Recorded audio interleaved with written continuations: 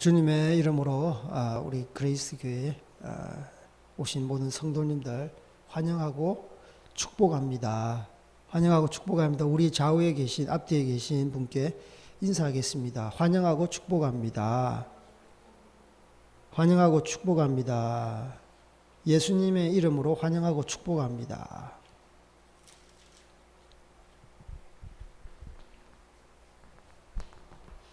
우리 오늘 주님께서 저희들에게 주신 말씀 누가복음 5장 보겠습니다. 누가복음 5장 말씀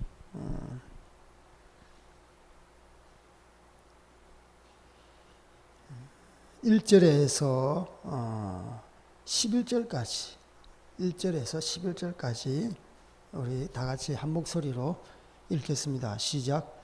무리가 몰려와서 하나님의 말씀을 들을새 예수는 게네사렛 호숫가에 서서 호숫가에 배 두 척이 있는 것을 보시니 어부들은 배에서 나와서 그물을 씻는지라. 예수께서 한 배에 오르시니 그 배는 시몬의 배라. 육지에서 조금 떼기를 청하고 앉으사 배에서 무리를 가르치시더니 말씀을 마치시고 시몬에게 이르시되 깊은 데로 가서 그물을 내려 고기를 잡으라. 시몬이 대답하여 이르되 선생님 우리들이 밤이 새도록 수고하였으되 잡은 것이 없지만은 말씀에 의지하여 내가 그물을 내리리다 하고 그렇게 하니 고기를 잡는 심이 많아 그물을 찌는지라. 이에 다른 배에 있는 동무들에게 손짓하여 와서 도와달라 하니 그들이 와서 두 배 체험에 잠기게 되었더라. 시몬 베드로가 이를 보고 예수의 무릎 아래에 엎드려 이르되 주여 나를 떠나소서 나는 죄인이로소이다 하니 이는 자기 및 자기와 함께 있는 모든 사람이 고기 잡힌 것으로 말미암아 놀라고 세베대의 아들로서 시몬의 동업자의 야고보와 요한도 놀랐습니다. 예수께서 시몬에게 이르시되 무서워 말라. 이제 후로는 내가 사람을 취하리라 하시니 그들이 배들을 육지에 대고 모든 것을 버려두고 예수를 따르니라. 아멘. 오늘 말씀은 누가복음 5장 1절로 11절 말씀. 이 말씀은 어부를 그러니까 직업이 어부예요. 고기를 잡는 어부들을 이렇게 주님께서 제자 삼는 부르시는 장면입니다. 이 말씀은 이제 마태복음에도 있고 마가복음에도 있는데 마태복음 마가복음에는 앞뒤 그 정황이 좀 많이 없어요. 그냥 그 해변에서 제자들을 부르실 때 나를 따르라 그러면서 즉시 즉각적인 반응을 보여서 시몬 베드로가 이렇게 따르는 장면이 있습니다. 그래서 모든 것을 버려두고 따르고 이전에는 고기를 낚는 어부지만 사람을 낚는 어부가 되리라 그러시는 장면이 있는데 여기는 이제 누가복음에서는 앞뒤 정황에 대한 저도 이렇게 이제 마태복음이라든지 마가복음 다른 성경을 읽을 때는 정황이 없으니까 해변에 거니시다가 시몬 베드로에게 Follow me, 나를 따르라 했을 때 즉각적으로 따르는 그 장면이 물론 그 말씀이라서 믿어지지만 정황상 갑자기 저렇게 따르냐 갑자기 저렇게 따르냐 야, 하나님 말씀이 대단하다. 그런데 누가복음 5장에 보면은요, 그 정황이 이런 정황이 있었기에, 주님께서 follow me, 나를 따르라고 했을 때, 이렇게 즉각적인 반응을 보이고, 자기의 모든 것을 버려두고 예수님을 쫓았구나, 라는 것이, 이렇게 이해가 됩니다. 쉽게. 물론 제가 마태복음, 마가복음 말씀을 부족하다 그렇게 말하는 것이 아니라 누가복음 5장에 예수님께서 베드로를 부르시는 장면을 보면 더 현장감이 있고 더 저희들에게 그런 감동이 있는 것을 보게 됩니다. 5장 1절에 보면은 무리가 몰려와서 하나님 말씀을 들을새 예수는 게네사렛 호숫가에 서서 예수님께서 계속 이렇게 말씀을 전했어요. 그리고 무리들은 예수님 말씀을 듣고요. 그래서 4장의 그 마지막 그 세 소절을 보면요, 세 구절을 보면 계속 하나님의 아들 예수님께서 말씀을 전하는, 복음을 전하는, 전도하는 것이 계속 이어지면서 이 해변가로, 호숫가로 오시는 장면이 나옵니다. 그래서 우리 이어지는 장면이니까 이게 구절들, 장절은 성경 이후에 이렇게 편의적으로 이렇게 끄는 거라서 사실 이렇게 문맥상 쭉 이어질 때 4장 42, 43, 44 그래서 5장 1절 이렇게 쭉 나갑니다. 그래서 우리 안 읽었던 그 4장 42절 43, 44 우리 한번 읽겠습니다. 시작. 날이 밝음에 예수께서 나오사 한적한 곳에 가시니 무리가 찾다가 만나서 자기들에게서 떠나시지 못하게 만류하며 예수께서 이르시되 내가 다른 동네에서도 하나님의 나라 복음을 전하려 하리니 나는 이 일을 위해 보내심을 받아노라 하시고 갈릴리 여러 회당에서 전도하시더라. 그래서 주님께서는 계속 이렇게 다니시면서 복음을 전했어요. 42절에 보면 이제 날이 밝자마자 주님께서는 어떻게 하셨어요? 한적한 곳에 가시니, 다른 성경에서는 한적한 곳에 구체적으로 기도했다고 하십니다. 그래서 하루의 일과를 시작하기 전에 주님께서는 항상 기도의 시간 가지고 하나님과의 어떤 교통, 그 친밀함 속에서 그분의 뜻에 따라서 오늘 하루도 살아야지. 그런 어떤 개인적인 그런 경건의 시간을 가졌던 거죠. 그래서 무리를 찾다가 무리들이 막 예수님을 찾았어요. 그래서 예수님께서 이렇게 이제 거니시는 걸 보고 만나서 자기들에게 떠나시지 못하게 만류해요. 이 군중들 무리들은 예수님께서 진짜 놀라운 말씀 그리고 기적과 이사 안전병이를 일으키시고 귀신 들린 자를 쫓아내시고 눈에 못 보는 봉사 맹인들을 눈뜨게 하시고 그런 기적과 이사를 갖다가 행하니까 또 말씀도 종교 지도자 같은 그런 말씀을 안 하고 정말 놀라운 말씀을 선포하니까 전파하니까 수많은 군중들 무리들이 예수님을 따랐어요. 그래서 떠나지 못하게 만류했더라 이렇게 나와요. 세상 사람들은 인기에 연연하잖아요. 예수님께서는요 인기에 연연하지 아니하시고 43절에 보면 내가 다른 동네들에도 하나님의 나라 복음을 전하여야 하리니 나는 이 일을 위해 보내심을 받았다 라고 하시면서 또 다른 곳으로 전합니다. 그래서 갈릴리 여러 회당에서 전도하고 그리고 해변에 가서 회당도 좁으니까 이제는 탁 트여 있는 해변가에 나가는 거예요. 해변가에. 뒤에는 바다예요. 앞에는 해변가예요.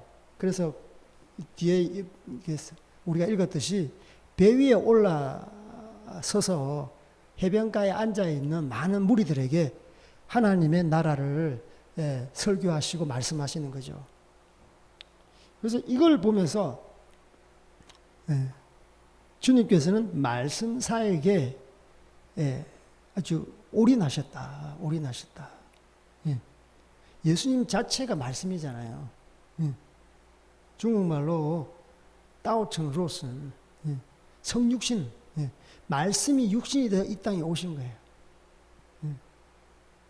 그 요한복음 1장에 보면은 따오청로슨 주자의 워먼 중间총총만만의 요원된 요전리 그런 말씀이 있는데 우리 한번 찾아보겠습니다. 제가 한국 성경은 어떻게 되는지 모르겠는데 요한복음 1장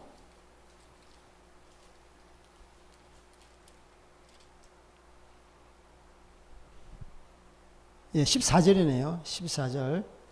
시작. 말씀이 육신이 되어 우리 가운데 거하심에 우리가 그의 영광을 보니 아버지 독생자의 영광이요 은혜와 진리가 충만하더라. 예, 예수님 자체가 예, 말씀인 거예요. 하나님께서 예, 말씀으로 이 땅을 창조하셨잖아요.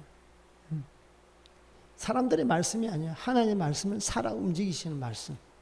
그래서 예수님이 직접 이 땅에 오신 것은 예, 하나님의 말씀이 오신 거예요. 그래서 예수님께서는 어떤 예, 사역, 예, 치유 사역, 뭐 축사 사역, 이적과 기사 그런 사역보다도 예, 말씀 사역에 집중하셨어요. 오히려 축사, 치유 사역은 말씀 사역의 하부 구조, 스포트 해주는 예, 말씀 사역이 더 말씀이 사역에 이렇게 꽃이 필 수 있도록 예, 영혼들이 기적과 이사를 통해서 예수님께로 와요. 결국은 예수님께서 뭐 하십니까?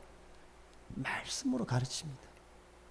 이들이 실제로 예수님을 메시아임을 갖다가 믿을 수 있도록 하나님의 아들임을 믿을 수 있도록 예수님이 길이요 진리요 생명임을 믿을 수 있도록 예. 그러니까 어떻게 보면 지금 보면 예. 이런 치유 이런 축사 예. 그 외에 어떤 말씀을 가르치고 말씀으로 이렇게 사람이 제자 양육하는 세워지는 그 사역 외 이런 외적인 사역은 어떻게 보면 예. 스포트하는 사역이다라는 그것이 핵심이 되면 안 돼요. 그것이 핵심이 되면 안 됩니다. 일단 사람들을 갖다가 예 교회로 왔으면 예 이렇게 섬김 사역 있잖아요. 예 구제 사역 왔으면 일단 말씀으로 양육하는 거예요. 사람들에게 예 어려운 자에게 구제 사역 하잖아요. 병든 자에게 이렇게 병 낫기를 위해서 기도 사역 하잖아요. 그 사람들이 그것을 통해서 그 관문을 통해서 예 이렇게 성전에 교회에 오고 말씀 앞에 오면 말씀에 녹아질 수 있도록 말씀 안에서 성장할 수 있도록 계속 우리가 말씀을 가르쳐야 되는 거예요. 바로 예수님은 이 사역했다.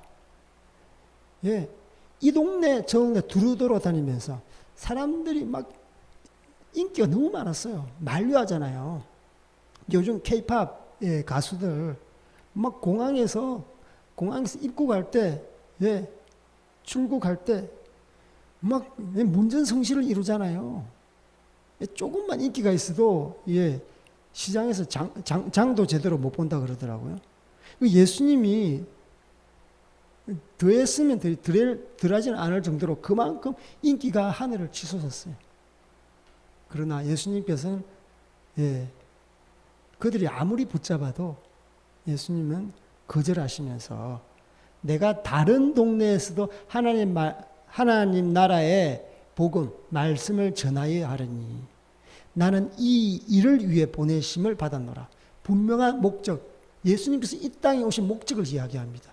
내가 이 일을 위해서 보내심을 받았노라. 할렐루야. 예. 예수님이 오신, 예. 성육신이 되어서 이 땅에 오신 분명한 목적을 이야기하고 있어요. 내가 이 복음을, 무슨 복음입니까? 세상 사람들의 복음이 아니라 하나님 나라의 복음, 천국 복음. 이 땅의 마지막 날에 이 천국 복음이 모든 민족에게 증거되어야 하리니 그제서야 끝이 온다고 그러잖아요. 예. 그 주님께서는 또 부활 승천하시기 전에 제자들에게, 11제자들에게 이야기하잖아요. 결국 말씀 사역에서 제자를 낳아라. 너희는 가서 모든 족속으로 제자를 삼아 아버지와 아들과 성령의 이름으로 세례를 주고 내가 내게 분부한 모든 말씀, 예수님께서 너희들에게 가르치신 모든 말씀으로 그들에게 제자를 삼아라. 볼지어다 내가 세상 끝날까지 너희와 항상 함께 하시. 임마누엘 하나님. 예수님께서는 항상 핵심적인 그 사역, 핵심적인 당부 말씀은요, 결국은 말씀을 가르쳐서 사람을 키워라. 제자 삼아라. 예수님의 3년 동안 공사행에는요, 엄청나게 이 동네 저 동네 다니면서 회당에서 가르치셨어요. 많은 군중들이 여기저기 몰려다녔어요. 근데 예수님께서 항상 중요하게 생각하고 사역했던 것은 바로 말씀으로 제자를 낳는 사역이었어요. 항상 12제자에게만 비유를 풀어서 설명해 주시고 말씀을 교훈하시고 실제로 그들과 동고동락 같이 먹고 자고 하시면서 삶을 나누셨어요. 왜? 제자를 낳기 위해서. 누구의 제자? 예수님의 제자. 하나님의 나라에 적합한 제자를 세우기 위해서 그렇게 말씀하신 거죠.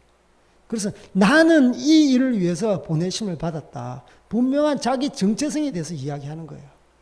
나는 세상 사람들이 인기 연연하지 않겠다. 붙잡으면 세상 사람들은 눌러 앉잖아요. 인기에 편성해서 인기가 높아지면 그 인기에 안주하잖아요. 인기가 떨어질까 안절부절하면서 인기를 갖다가 계속 유지, 보존하기 위해서 가식적으로 막 하잖아요.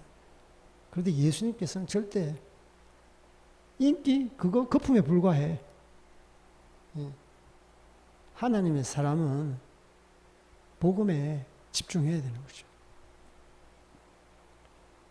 그래서 분명한 예수님의 사역을 볼 때 그분의 사역의 중심은 치유 사역이 아니었습니다. 축사 사역도 아니었고요. 구제 사역, 섬김 사역 아니었습니다. 다 그런 것은 말씀 사역을 스포트 해주는 사역이고, 그래서 저희들도 선교 사역이라는 게 그렇지 않습니까? 선교사라는 게 그렇지 않습니까? 말씀 사역입니다. 교회 개척하는 거예요. 복음 전도하고 복음을 영접하면 매주 만나서 정기적으로 만나서 말씀을 가르치고 함께 기도하고 말씀 가르치고. 그래서 저희들 라사에서 사역할 때 중국에는 이제 노동절 하면 일주일 쫙 쉽니다. 그리고 국경절 하면 일주일 쫙 쉬어요. 그 저희들이 뭐 하겠습니까? 야, 성경 말씀 읽자. 성경 통독하자. 그래서 집에서 먹고 마시고, 그 외에는 다 점심 저녁 먹고 마시고, 아침에 일어나서 밥 먹고, 성경 신약 완독을 했잖아요. 신약 완독. 할렐루야. 그러니까요, 뭐 음식도 먹고 하나님 말씀도 먹으니까 성장하더라고요. 하나님 말씀을 먹으니까 잘하더라고요. 눈빛이 살아나요. 하나님 말씀을 먹으니까요 생각이 살아납니다. 세상적인 생각에서 벗어나 세계관이 바뀌니까, 가치관이 바뀌니까 생각 자체도 정말 반듯하게. 그래서 제자로 크는 거예요. 그래서 이 복음이 전해지지 않는 곳에 주님께서는 부단히 다니셨어요. 이런 말이 많아요. 주님께서는 두루 돌아다니시며 이 동네 저 동네 두루 돌아다녔어요. 교통편도 불편했어요. 교통수단이 지금처럼 전철이 있고 비행기가 있고 차가 있고 그런 교통수단이 좋은 환경이 아니었어요. 두 다리 그냥 도보로 가는 거예요. 그래서 제 아시는 선교사님은 선교지명을 두루, 성은 차신데요. 자두로. 선교사님이 두루 돌아다니면서 복음 전하는. 그분 성이 차시라서 차를 갖고 계시더라고. 그래서 예수님의 사역은 어느 한 곳에 정치하지 않고 꾸준히 말씀을 선포하며 다니는 사역. 인기에 연연하지 않는 사역. 그래서 천국 복음이 정말 모든 민족 가운데, 모든 마을 가운데, 모든 지역 가운데 전파되기를 원하는 하나님의 그 마음, 하나님의 사역이 이렇게 42, 43, 44절 이어지면서 5절로 들어오는 거죠. 그래서 무리가 몰려와서 1절에 보면 하나님 말씀을 전하는데 무리가 들을새 예수는 호숫가에 서서 그 무리 속에 있으면 말씀이 제대로 전달 안 되니까 그 배에 올라타십니다.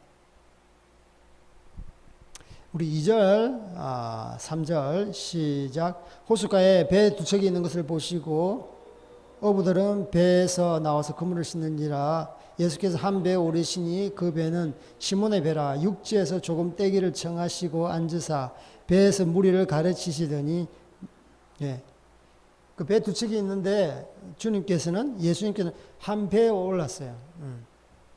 그러니까 배에 정박하니까 이렇게 배를 매두잖아요. 그러면 그 배 위에 올라가서 그리고 해변가에는 많은 군중들이 있어요. 그래서 군중들과 배는 분리되어 있잖아요. 그래서 지금 강대상에 제가 선 것처럼 배 위에 올라타고 군중들은 앞에 있는 거예요. 그리고 해변가니까 점점 높아지죠.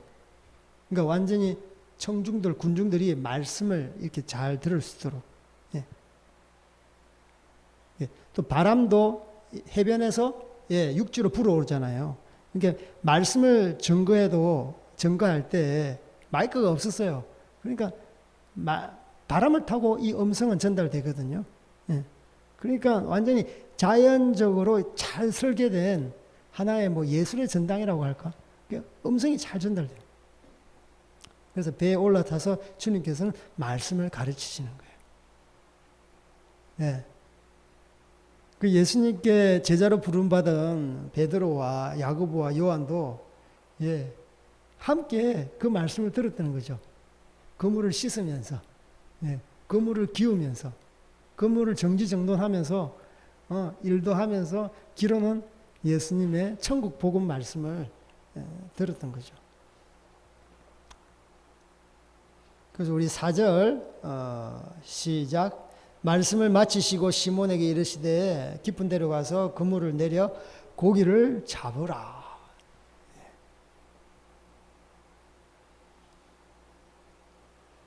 그 말씀을 마치시고 예수님은 다 아시죠. 앞에서 그물을 씻는 베드로를 보고 야고보와 요한을 보고 이 어부들이 풀이 죽어가지고 지금 낙심되어 있다. 왜 이렇게 얼굴이 어둡냐? 낙심되어 있는 거예요.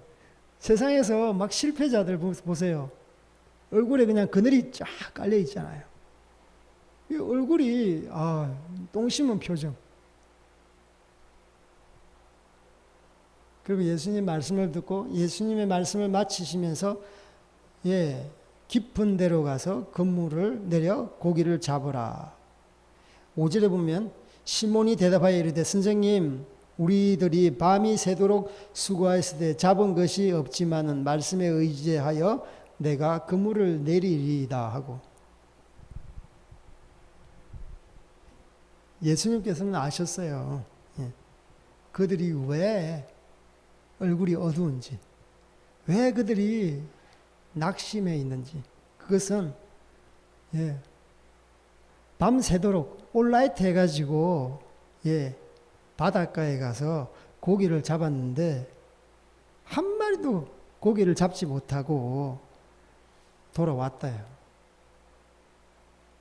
바로 이 상황입니다. 이 상황요.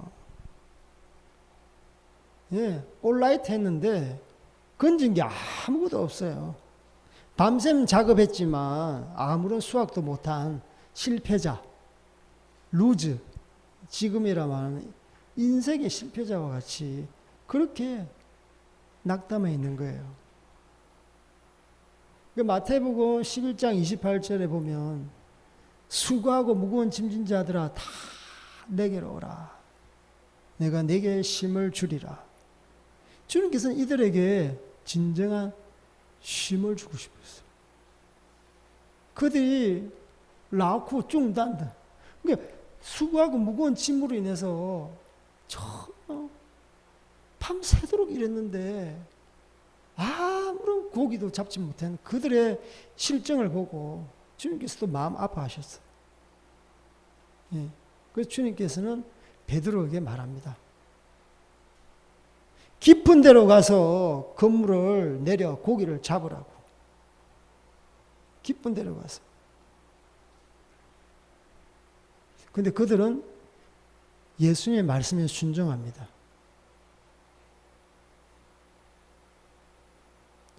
말씀에 의지하여 내가 그물을 내리리이다.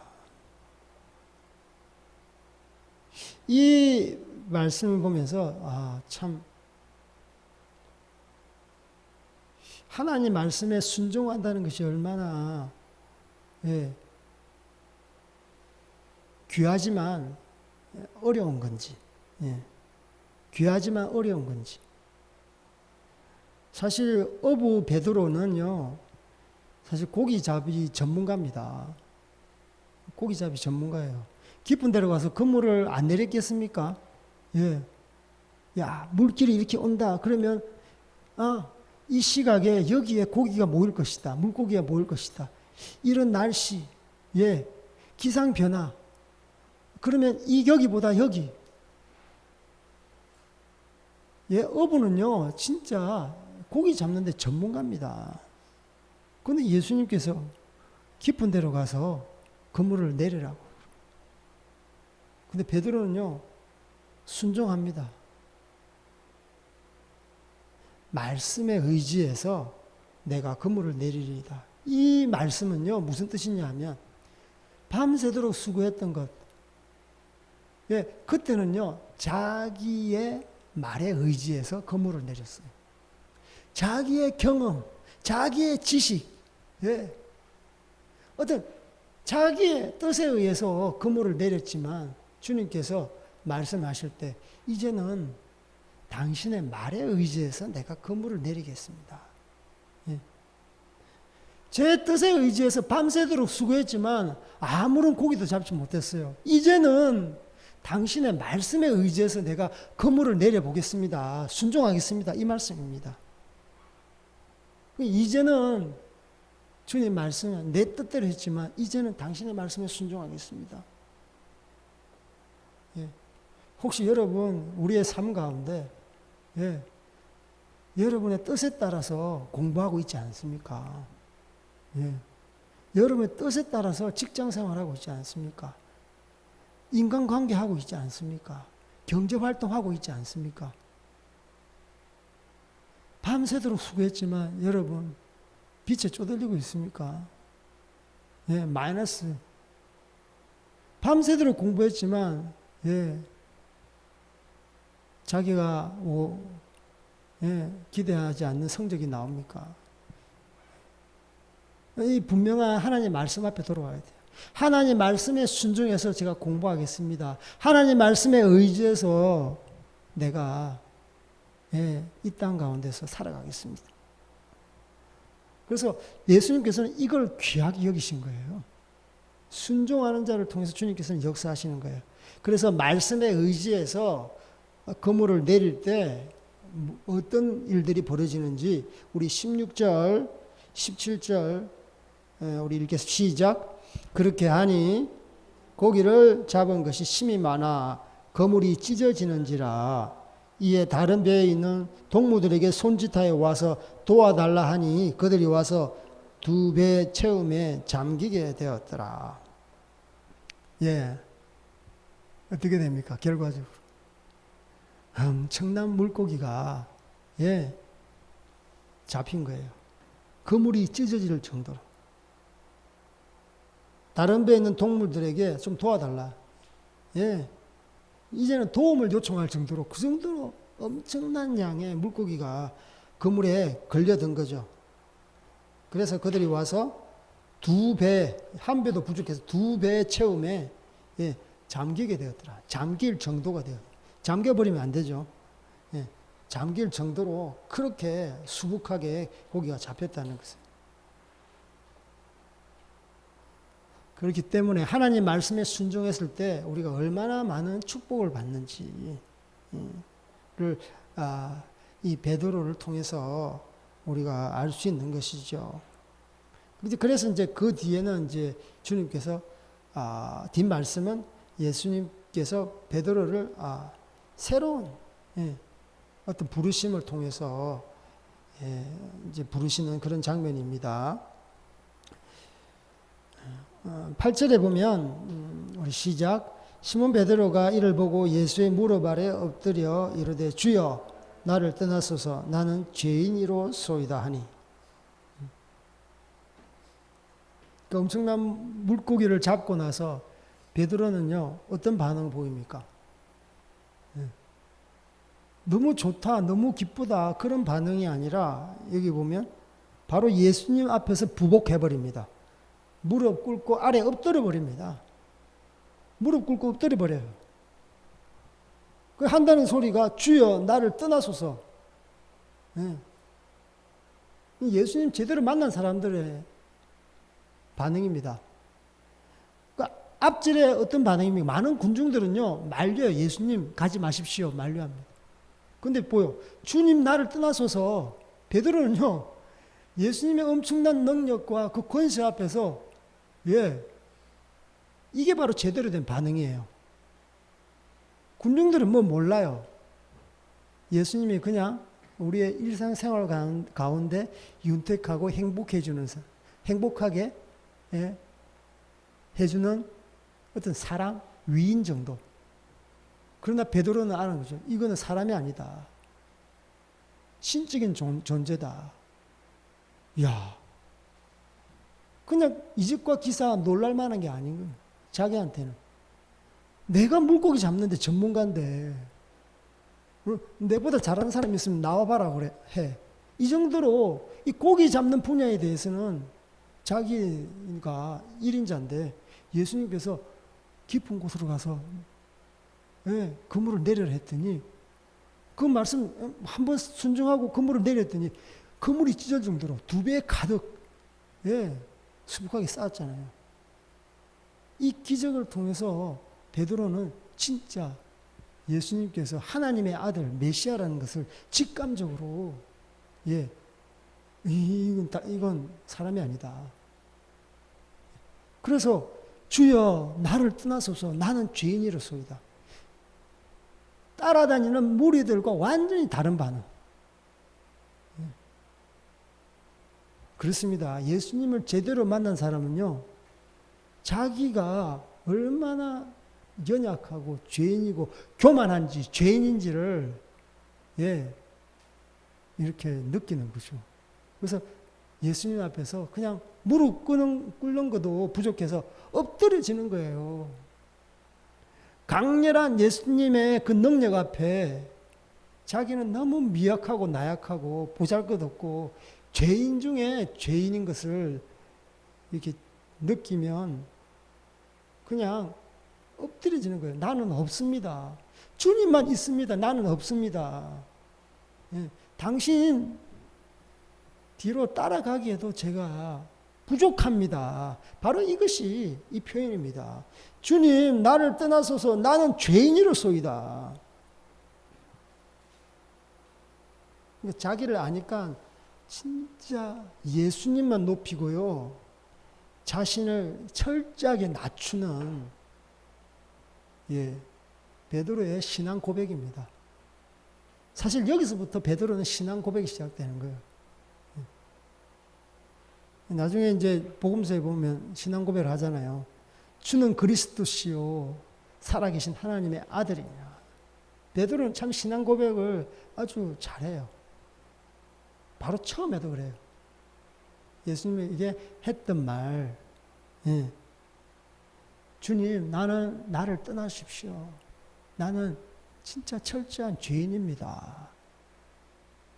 그리고 주는 그리스도시요 살아계신 하나님의 아들이라. 그리고 다른 데 보면 또 이런 말이 와요. 요한복음 6장에 보면은 베드로가 참 이 고백을 참 그래도 잘 하시는 사도 같아요. 그 많은 사람들이 예수님을 버리고 떠나갑니다. 그때 예수님께서 나는 생명이다. 나의 살을 나의 피를 먹고 마시는 자만이 영생을 얻을 것이다. 그랬더니 사실 12제자 외에 예수님을 따르는 많은 제자가 있었습니다. 그런데 많은 제자들이 이해를 못하니까 예수님의 말씀을 이해를 못하니까 많은 따르는 군중 또 진짜 잘 따르고 싶어하는 제자들조차도 이해도 안 되고 또 예수님의 말에 실망도 하기도 하고 이상한 말을 하니까 그냥 다 떠나버렸어요. 그러면서 예수님이 12제자에게 하는 말이 너희들도 내게서 떠나려느냐고 했을 때 베드로는 떠나지 않아요. 우리 요한복음 6장 한번 찾아볼까요?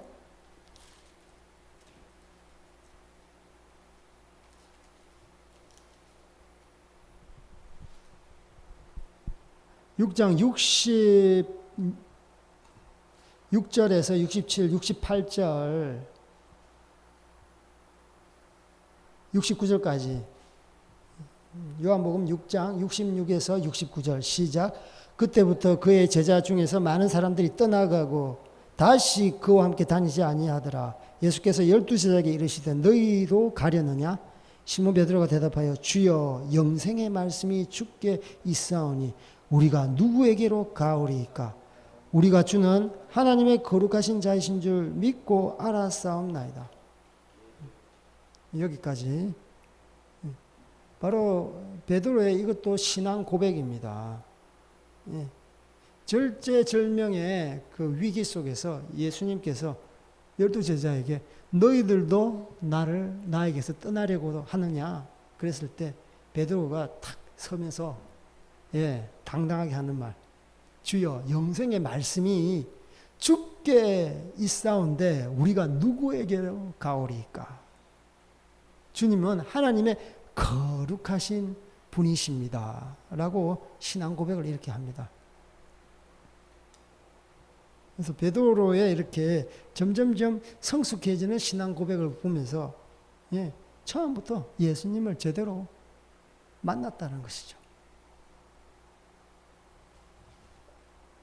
우리가 예수님을 처음 만났을 때 여러분 예수님을 만나서 기쁘다 이런 마음도 있지만 다른 한편으로 너무 기쁜 나머지 너무 놀라운 나머지 주님 제가 자격이 있습니까? 자기가 너무 죄인이니까 주님 제가 구원받을 자격이 있습니까? 이거 하나에 너무 감사해서 주님 앞에 이렇게 반응해야 되는 게 사실 옳은 거예요. 내가 잘나서 구원받았어. 내가 열심히 공부하니까 내가 잘났어. 내가 도덕적으로 완전하니까 주님께서 귀엽게 여기셔서. 이게 아니에요. 우리의 공로로 무슨 구원을 받습니까? 100% 철저하게 예수님의 공로 외에는 우리에게 구원이 없습니다. 그래서 베드로에게 이 반응, 나는 당신 앞에 섰을 때는 철저하게 죄인입니다. 제 잘난 것 1%도 없습니다. 나는 없고요, 당신만이 있습니다. 나는 죽었고요, 당신만이 살아 계십니다. 이런 고백입니다. 할렐루야. 아멘이 없으시네. 우리 말씀 앞에 아멘 하고 반응하는 여러분 되기를 주님의 이름으로 축복합니다. 그리고 9절 우리 10절 시작. 이는 자기 및 자기와 함께 있는 모든 사람이 고기 잡힌 것으로 말미암아 놀라고 세베대 아들로서 시몬의 동업자인 야고보와 요한도 놀랐습니다. 예수께서 시몬에게 이르시되 무서워 말라 이제 후로는 내가 사람을 취하리라 하니라. 예. 이게 다들 놀라죠. 예. 예수님께서 시몬 베드로에게 10절에 두려워하지 말고 무서워하지 말라라고 하잖아요. 이제 후로는 내가 사람을 취하리라. 다른 성경에 보면 조금 더 구체적으로 되어 있어요. 나를 따르라 하고 그랬더니 적극적으로 즉시 바로 그런 말씀이 마태복음, 마가복음에 있습니다. 특별히 마가복음에는요, 즉시 바로 이런 것들을 많이 사용해요. right now, immediately, at once 이런 영어 성경에 봐도 굉장히 많이 다양하게 여기는 그런 것들이 없는데 적극적으로 예수님께서 나를 따르라고 베드로에게 부르셨을 때 베드로가 적극적으로 반응을 했습니다. 그래서 이후로는 내가 고기를 낚는 어부가 아니라 사람을 낚는 어부로 베드로 너를 삼겠다. 그런 말씀도 있습니다. 우리 한번 볼까요? 우리 마가복음 1장 16절.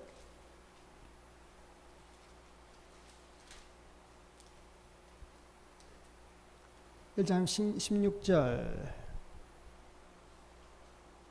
17절, 18절 시작. 갈릴리 해변에서 지나가시다가 시몬과 그 형제 안드레가 바다에 그물 던지는 것을 보시니 그들은 어부라. 예수께서 이르시되 나를 따라오라. 내가 너희로 사람을 낚는 어부가 되게 하리라 하시니 곧 그물을 버려두고 따르니라. 이 부분에 대해서는 조금 더 보충되어 있죠.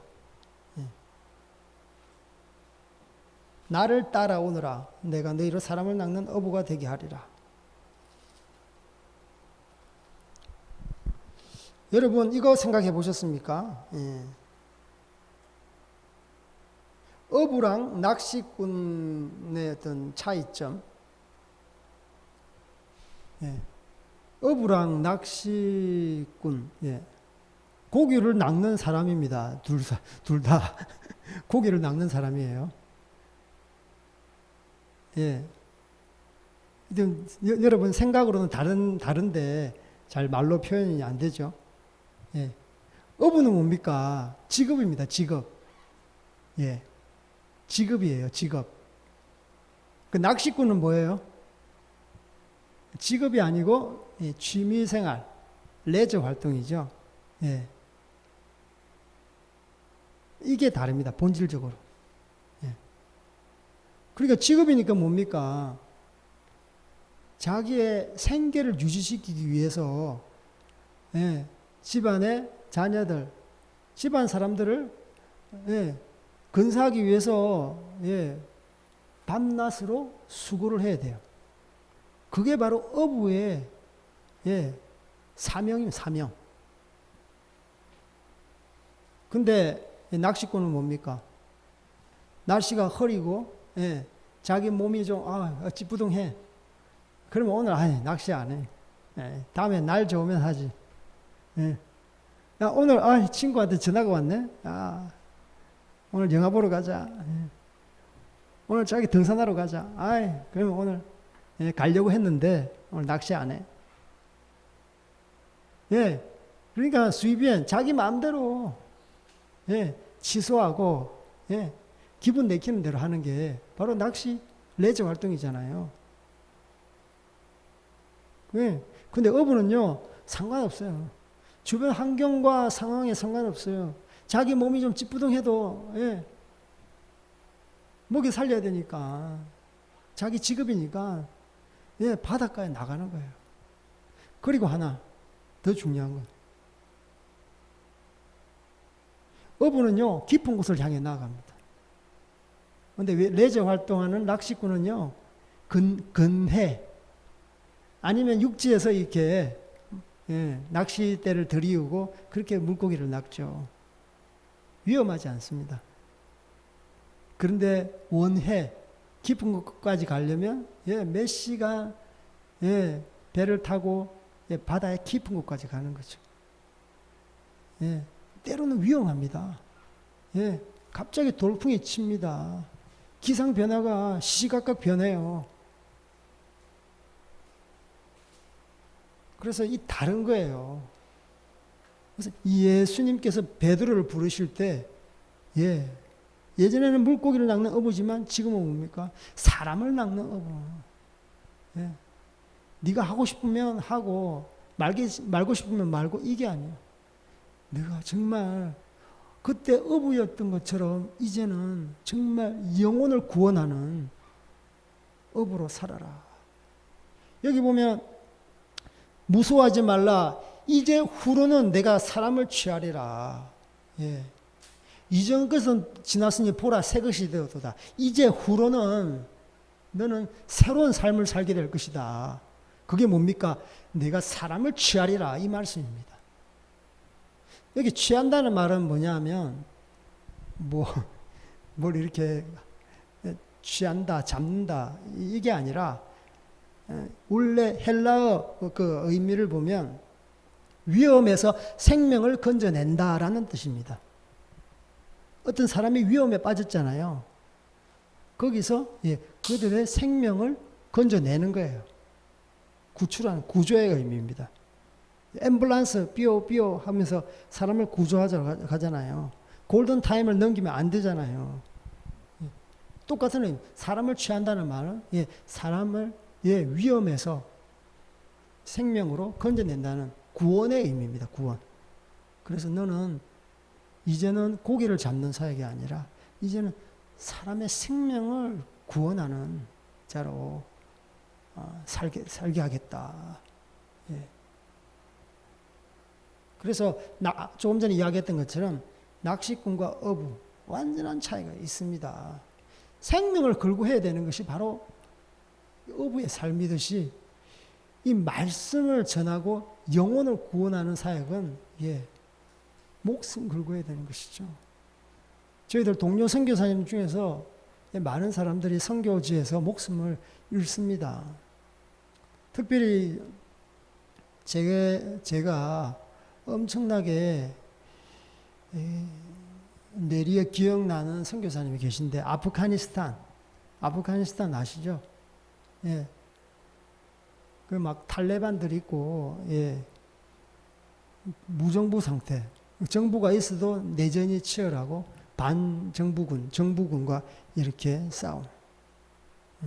제가 미국에 갔을 때 어떤 간사님이 저를 이제 잘 이렇게 대접해 주셨어요.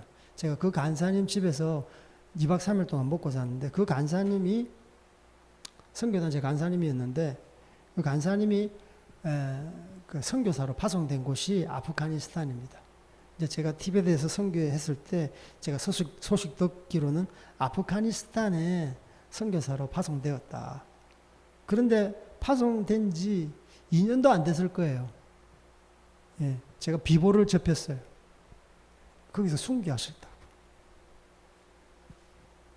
어떻게 돌아가셨냐 하면 어떻게 천국 가셨냐 하면 시장에 물건 사러 장보러 갔다가 거기서 폭탄 테러가 발생하는 바람에 거기서 목숨을 잃었어요.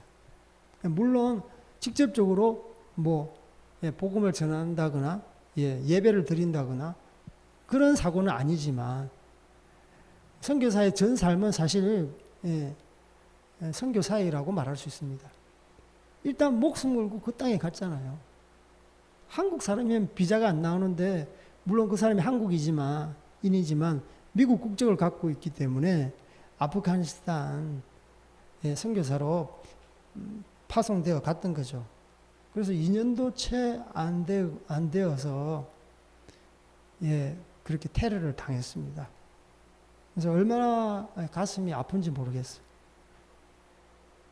제가 말하는 것은 진짜 목숨 걸고 하는 거죠. 사명감 없이는 어떻게 그 이슬람의 그리고 무정부 상태에 정권이 안정화되지 않은 그곳에서 목숨 걸고 그 땅에 가겠습니까? 예. 그래서 아프가니스탄 지금도 여전히 간헐적으로 테러가 발생해서 많은 사람이 죽고 있습니다. 그럼에도 선교사님은 가는 거죠. 그래서 다릅니다. 낚시꾼하고는 어부하고 영혼을 낚는 낚시꾼이 아니라 어부로 부르셨다는 것 우리가 머리에 기억하시고, 사람을 취한다는 것은 위험에 빠져 있는 사람들이 예수님의 생명 안으로 이렇게 들어오게 하는 거예요. 그래서 이 사역으로 시몬 베드로를 부르셨다. 주님께서는 이 약한 자를 들어서 쓰시는 거죠. 주여 나를 떠나소서 나는 죄인이로소이다. 철저하게 회개하고 자기를 낮추는 자 주님께서 들어서 쓰십니다. 나는 들어서 쓰시겠다. 수많은 군중들이 있어요. 그 중에서 엄청난 많은 사람 중에서 학식이 있고, 그래도 좀 배웠고, 몸도 튼튼하고, 전문가들이 안에 없었겠습니까? 하지만 주님께서는 그 사람들을 부르지 않았어요. 예수님 인기 때문에 쫓아다니는 그런 사람들을 부르지 않았어요. 자기 일에 건실한 사람을 부르는 거예요. 밤새도록 수고하고 빈손으로 온 사람, 이 삶 가운데 낙심해 있는 사람, 어떻게 하면 소망을 찾아보려고 그렇게 발부둥을 치는 우리 베드로에게 주님께서는 다가가신 거예요. 여러분 이거 생각하셔야 돼요. 여러분 삶에 건실하게 사셔야 됩니다. 이게 중요합니다. 자기가 많이 배웠다, 능력이 있다, 잘생겼다, 그게 중요한 게 아니에요. 그래서 베드로는 철저한 자기를 보게 돼요. 그리고 자기 앞에 있는 위대한 예수님을 보게 되는 거예요. 그래, 이런 상황이 있는 거예요. 밤새도록 수고했지만 주님, 제가 이 어부 바다에 대한 고기 잡는 지식, 경험은 이렇게 다른 사람보다 출중한데 이거 가지고 있어도 저는 고기 한 마리도 못 낚네요. 철저한 자기 실망. 그러나 예수님께서는 이렇게 세워주시잖아요. 내 안에 소망이 있다. 내게로 와라. 너는 이제 고기 잡지 말아라. 사람을 잡아라. 사람을 취하라. 11절에 이렇게 반응합니다. 시작. 그들이 베드로를 육지에 대고 모든 것을 버려두고 예수님을 따르니라. 모든 것을 버려두고. 그래서 이 베드로는 철저한 회개를 통해서 자기 자신을 이미 버렸어요. 이미 자기 자신을 부인해 버렸어요. 나의 그 어부 실력, 고기 잡는 실력, 주님 앞에서는 아무것도 없네요, 주님. 이미 버렸어요. 11절에는 뭘 버렸느냐? 거물을 버려두고, 형제도 버려두고, 배도 버려두고, 홀홀 단신 예수님만 따라갔던 겁니다. 버리지 않으면 예수님을 따를 수 없어요. 자기를 부인하고 자기 십자가를 지고 예수님을 쫓아야 됩니다. 손에 쥐고 있는 것을 다 내려놓아라. 나는 너에게 줄 게 있다. 바로 하나님의 말씀. 하나님의 말씀이 뭡니까? 예수님 그 자체입니다. 우리는 예수님 그 자체로 충분합니다. 예수님을 따르면서 세상의 것을 잡았다. 이거 놓으셔야 돼요. 놓으셔야 돼요. 그래서 저희들은 이제 선교사로서 예수님께 이렇게 말씀 사역에 말씀과 기도에 전무하지 않습니까? 그래서 저희들 선교지 갈 때도 하나님 앞에 사명을 받고 헌신할 때 이미 다 세상 것을 내려놓고 예수님을 따랐고 지금까지 이렇게 하나님께서 은혜를 주셔서 그레이스 교회를 또 하게 해주셨는데 하나님의 은혜 외에는 설명할 수가 없는 거죠. 그래서 주님께서 따를 때 모든 것을 버리는 것. 또 베드로가 무엇을 버리느냐에 대해서 누가복음 18장 28, 29절에 있습니다. 우리 누가복음 18장 한번 찾아볼까요?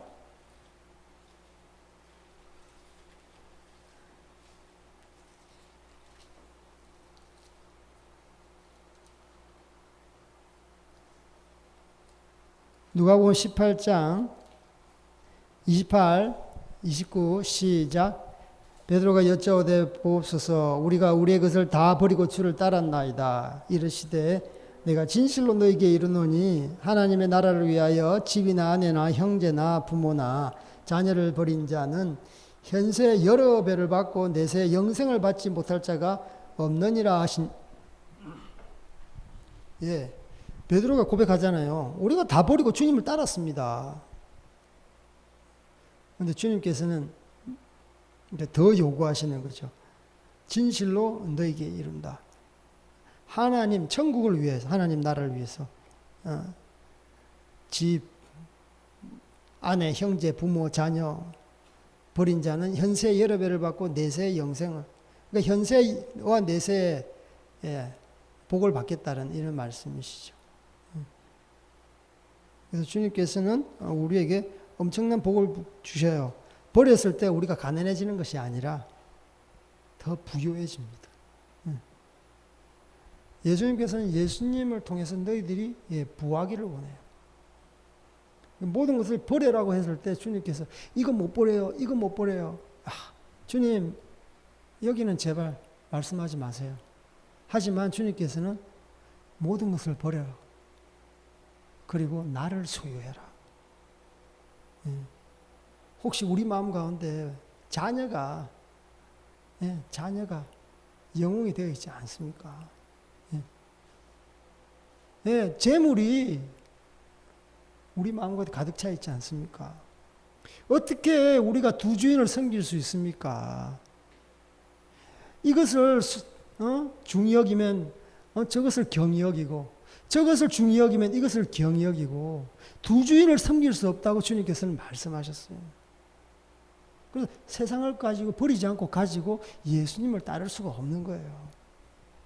지금 세상에는 돈이 우상입니다. 만몬의 영이 가득 차 있습니다.